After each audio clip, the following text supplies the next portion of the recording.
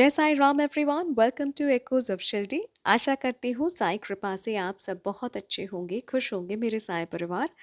आज शेयर करूंगी आप सभी के साथ एक नया अनुभव जिसे हमारे साथ शेयर करती हैं पूजा जी। मैम गवर्नमेंट बैंक में ऑफिसर पोस्ट में जॉब करती हैं।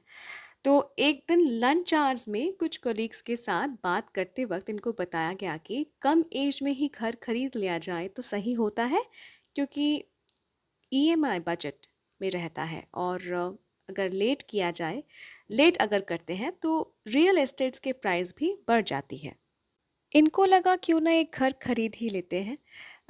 स्टाफ रेट में थोड़ा रिबेट मिल जाएगा और ईएमआई भी कम रहेगी और घर भी बन जाएगी। साईं से प्रार्थना की कि साईं इसमें साथ दे और मदद करे। मैम ने अपना घर पसंद किया, डाउन पेमेंट किया और पेमेंट रिसीव जो भी डॉक्यूमेंट्स था होम लोन एप्लीकेशन के साथ अपने ऑफिस में सबमिट किया। बाबा से मैम ने यही रिक्वेस्ट किया। मैम ने यही बाबा से कहा कि बाबा आप ईएमआई अमाउंट इतना रखना ताकि घर सही से चल सके और फिनेंशियली कोई दिक्कत ना हो। बाकी मैं कॉन्फिडेंट हूँ, मुझे तो लोन मिल ही जाएगा। ठीक है, अब अक्सर हम जैसा सोचते हैं विपरीत होता है, और विपरीत होता भी है कभी कभी, क्योंकि साईं हमें कभी कभी कुछ सिखाना चाहते हैं। ठीक है, यहाँ घर का डाउन पेमेंट हो चुका था। लोन के लिए मैम ने अप्लाई भी कर दिया, पर लोन सैंक्शन नहीं हुआ। इनको बताया गया कि कभी कभी डिले होता है, वो भी मैक्सिमम 20 दिन का, पर लोन सैंक्शन हो जाएगा। अब हर 4-5 दिन में मैम अपने हाउसिंग लोन का स्टेटस पूछती। 2 महीने बीत गए, इनका लोन एप्लीकेशन इनके ऑफिस में ही फंसी रही और बिल्डर्स इनको दूसरी तरफ से प्रेशर दे रहे थे, कह रहे थे कि इधर आप पेमेंट कीजिए वरना पेनल्टी लगेगी। ठीक है, अब जैसा कि मैंने कहा कि मैम बैंक एम्प्लॉय है, तो अपने बैंक से ही उन्होंने हाउसिंग लोन के लिए अप्लाई किया था, तो ये प्रॉब्लम उन्होंने अपने ऑफिस में भी शेयर किया, पर किसी ने ना मदद नहीं की। मैम भी अपने घर के मंदिर में बाबा को कहती हैं कि बाबा आप मुझे इतना पीड़ा प्लीज़ मत दीजिए, बिल्डर्स को पैसे देने हैं, वो लोग कॉल करते हैं, मुझे अच्छा नहीं लगता। और एक दिन इनके पति भी बहुत निराश हो गए हालात से, क्योंकि लोन सैंक्शन नहीं हो रहा था। एक मोटा सा अमाउंट इन्होंने ऑलरेडी डाउन पेमेंट कर दिया था। तो इनके पति एक दिन कहते हैं बहुत दुखी होके कि साईं बाबा को तुम पुकार रही हो, पर बाबा के बहुत सारे भक्त हैं और उनके पास भी आलीशान सा मंदिर है। उनको क्या पता है कि हम किस दर्द से गुजर रहे हैं, हमारा सिचुएशन कैसा है, ये बाबा को कैसे पता चलेगा। मीन्स बाबा क्या ही समझेंगे। ठीक है, बहुत दुखी होके ये बात वो कहते हैं। मैम फिर से अपना प्रॉब्लम अपने ऑफिस में शेयर करती है ताकि कुछ स्टेप लिया जाए, जल्दी लोन सैंक्शन हो जाए, अप्रूव हो जाए। पर को कहाँ मतलब कोई ना मदद नहीं कर रहे थे इस मैटर में।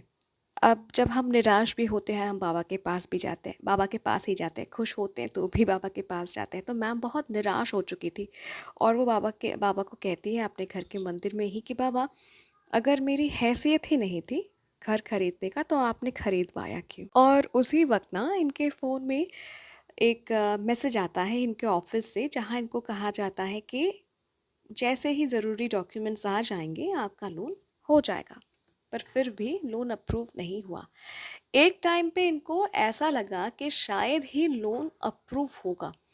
मैम ने दूसरे बैंक में लोन अप्लाई किया, पर वहाँ इनको स्टाफ रेट नहीं मिला और ईएमआई 50,000 से ऊपर था। पर वो लोन भी ना अटक गया, क्योंकि मैम ने अलग स्टेट में घर परचेज किया था और जॉब मैम दूसरे स्टेट में कर रही थी। तो इसी चलते सेकंड बैंक ने भी इनको लोन नहीं दिया, वो लोन अटक गया।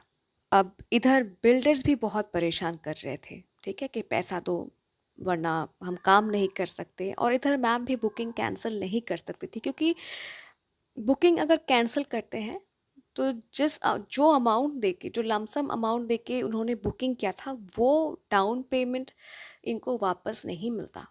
ठीक है, 11-12 लाख रुपए जो इन्होंने ऑलरेडी डाउन पेमेंट कर दिया था, वो इनको वापस नहीं मिलता। तो वो बहुत बुरी तरीके से फंस चुकी थी। अब क्या हुआ ना, इसी बीच साईं बाबा ने इनको शिरडी बुलाया।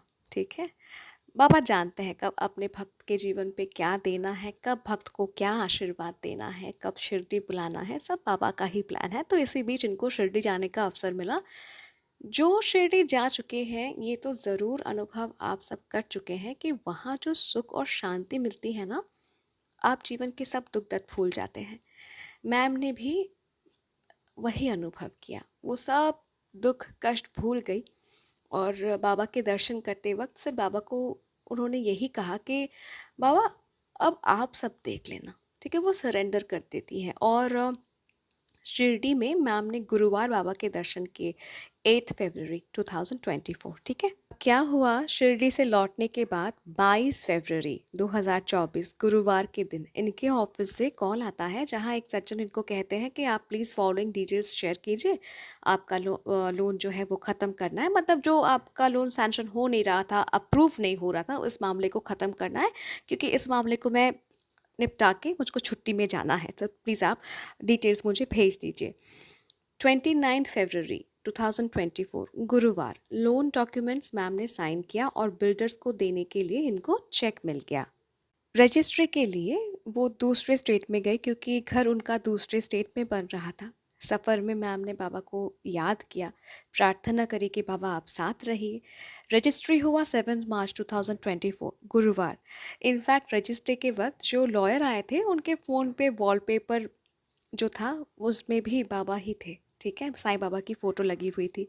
मैम को बहुत खुशी हुई, उनको लगा, उनको एहसास हुआ और वो बहुत खुद को धन्य महसूस कर रही थी कि घर से जुड़े जितने भी काम हो रहे हैं वो सब बाबा के दिन गुरुवार को हो रहे हैं। इनफैक्ट रजिस्ट्री के दिन लॉयर के फ़ोन में साईं बाबा की फ़ोटो को देखकर वो और खुश हो गई। उनको ऐसा लगा मानो साईं खुद आए हैं उनके रजिस्ट्री में शामिल होने, खड़े हो के सब काम बाबा देख रहे हैं, उनको ऐसा लगा। और देखिए, जहाँ इनका लोन अप्रूव नहीं हो रहा था, बैंक एम्प्लॉय है, बैंक में ही काम करती हैं, ऑफिसर रैंक में काम करती है, फिर भी इनका लोन अप्रूव नहीं हो रहा था, सैंक्शन नहीं हो रहा था। पर देखिए, जो भी आप इस अनुभव को सुन रहे हैं, आप सबको इतना ही कहना चाहूँगी कि बाबा से कुछ भी छुपा नहीं है। बाबा आपको कभी भी हारने नहीं देंगे, चाहे परिस्थिति कैसा हो। हाँ, कुछ समय होता है कि हमको वो फेज़ वो थोड़ा-सा ट्रॉमा फेस करना पड़ता है, पर जब बाबा आपके साथ हैं ना, बाबा आपको कभी हारने नहीं देंगे, कभी गिरने नहीं देंगे। और ये बात भी सच है कि हताश होकर, निराश होकर जो भी शिरडी जाते हैं, बाबा के दरबार में जाते हैं, साईं उनका नसीब ही बदल देते हैं। बाबा ने ही कहा है कि जो शिरडी आएगा आपद दूर भगाएगा। और देखिए, जब मैम शिरडी गई और साईं के आशीर्वाद के साथ वो वापस आई, इनका रुका हुआ काम हो गया।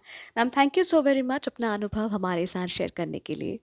And I am very much sure मेरे साईं परिवार, आप सभी को ये अनुभव बहुत अच्छा लगा होगा। मुझे तो बहुत अच्छा लगा। अगर अच्छा लगा है तो प्लीज़ लाइक कीजिए, शेयर कीजिए, सबके साथ अनुभव बांटिए। साईं महिमा सबके साथ शेयर कीजिए ताकि सबको पता चले कि साईं कितने महान है, साईं की महिमा सबको पता चले, ठीक है। और अगर आप भी अपना अनुभव मेरे साथ बांटना चाहते हैं तो आप मुझे ईमेल कर सकते हैं, इंस्टा पे डायरेक्ट मैसेज कर सकते हैं, या फिर मेरे व्हाट्सएप नंबर में भी आप मुझे मैसेज कर सकते हैं। मेरा email ID, Instagram account ID और व्हाट्सएप नंबर तीनों ही डिस्क्रिप्शन पे दिया हुआ है। और अगर अभी तक चैनल को सब्सक्राइब नहीं किया है तो प्लीज़ कर लीजिए। मिलती हूँ बहुत जल्दी नए से अनुभव के साथ। टिल देन, जय साईं राम।